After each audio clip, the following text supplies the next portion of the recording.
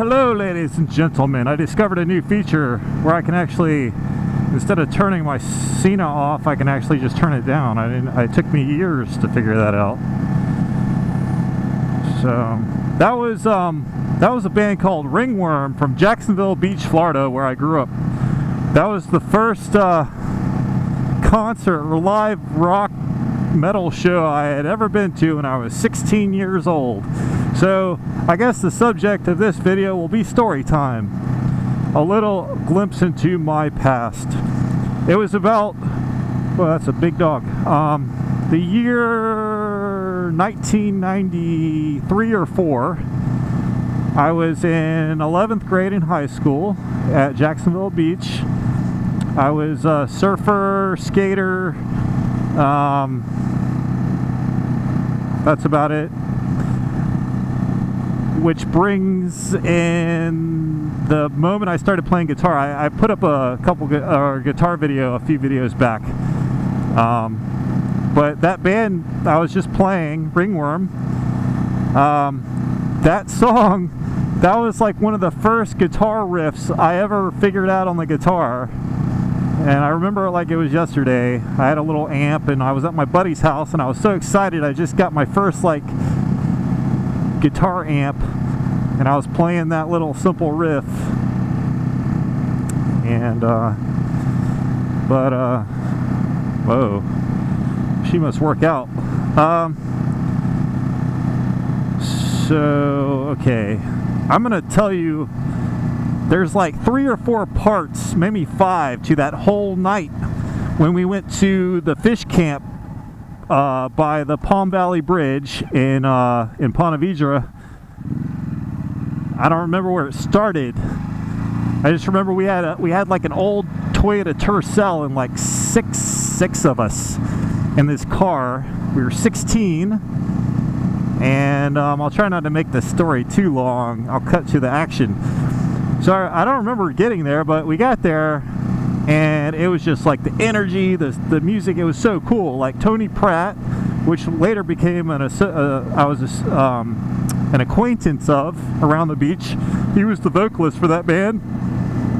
One of the gnarliest, coolest dudes you've ever met or seen in your life. He was. They had like big amps set up, and it was like a big room. It was like a restaurant, and I guess it was a Friday or Saturday night. So there was like 100 people there, young guys. I got in my first mosh pit, and I think I accidentally busted some guy in the nose with my elbow. And from there, after the show, we got in the car. We went to, I guess there's a statute of limitations, so they can't come and question me about this, but we went to a gas station, and being the surfer punks that we were, not me, like I was pretty well behaved and I didn't like try to do anything illegal for the most part. But a couple of my buddies went in the gas station, me not even knowing this, and they run out, jump in the car with like 2 cases of beer and are like, go, go, go. What had happened was they grabbed beer and ran out of the store. Because we weren't 21, we couldn't buy beer, and they were chased out by like the clerk. And we got in the car, we tried to escape, and like some like regular people tried to block us from leaving in their cars. And I remember I actually was looking around and I pointed out there was like this alley, like this dirt road alley that went to another parking lot. So I pointed that out, and that's how we escaped. Yeah, and then, okay, so from there we went to the beach, and by this time it's like midnight, and they're all drinking beer, and I'm like, I've never had a beer, I don't drink, and I'm like, yeah, no thanks, man, or whatever. I just hung out there with them while they all drank beer.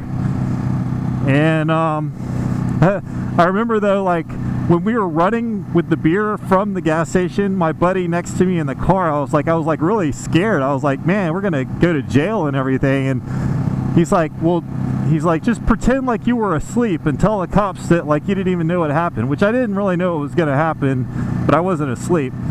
But so we drank the beer, and then I guess the final finale of the story, the memory I have is we got back to Jack's Beach and we were headed home.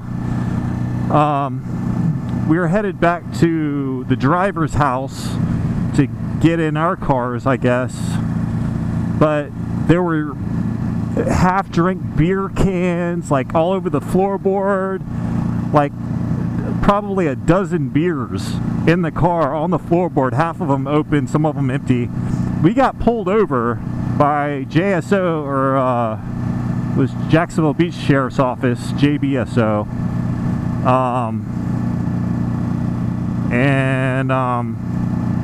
How can I put this? Like, so I just remember them all getting us out of the car, like all 6 of us, with this tiny little car, and they found the beer and stuff. Excuse me, dry throat. So we were sitting on the curb, and the cops are like talking. There's like maybe two cops, maybe 3, like younger cops, like probably in their mid to late 20s, maybe late 20s, early 30s. And at this point, I'm just like, okay, whatever. You know, I didn't really do anything wrong, so. But I thought for sure we were in big trouble.